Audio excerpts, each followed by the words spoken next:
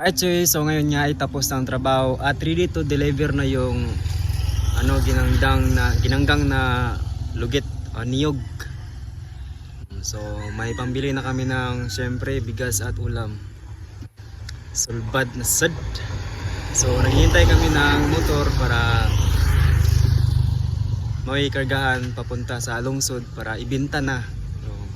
So ayan na. At sana hindi maabutan ng ulan dahil may paparating na ulan Talagang malakas kasi galing pa sa sa dagat, hindi galing sa bukid. Malakas talaga ang ulan kapag galing sa dagat. Dahil maraming tubig na dala. So ayan na ang yan na ang karga na sa lugit para dali na sa lungsod.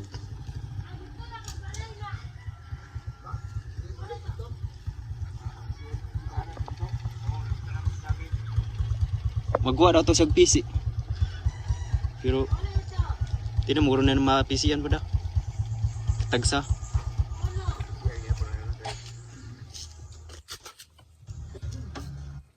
So yan guys. Yan si mama.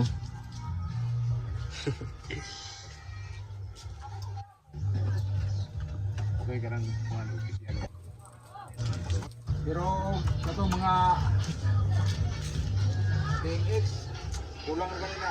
Ini daw Babag. babag na yun. Duha. Lima ba? Lima ba? Lima.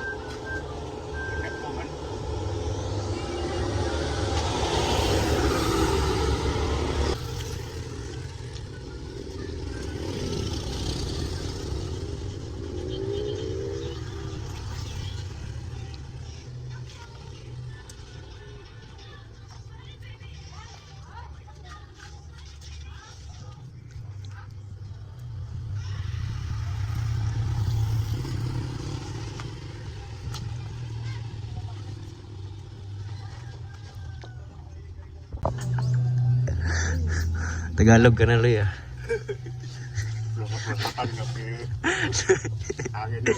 Loy magtagalog ka Loy. Magtagalog ka. Ina.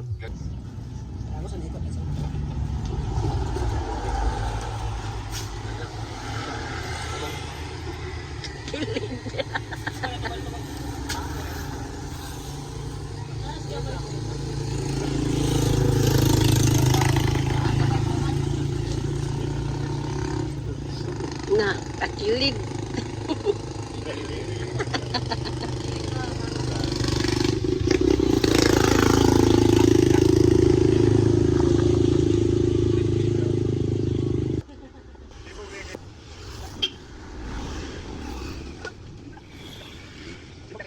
Sibog.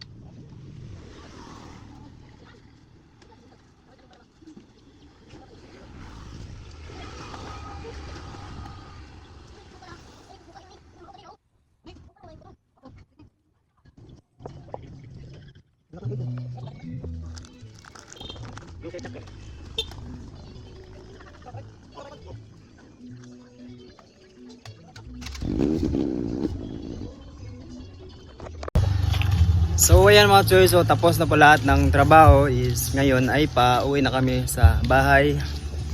Magantay na kami sa sahod. Mahal ang kilo ng kopra ngayon. Kaya sa noon napaka mura lang. Hindi talaga hindi bawi sa pagtatrabaho. Grabe, pagod yung pagod talaga ang pagtrabaho. Tapos yung sahod is yan, yan sila mama, baklay lang kami, lakad lang kami dahil wala kaming motor. Wala rin yung isang kapatid ko na mayroong motor dahil binta sila ng bulaklak.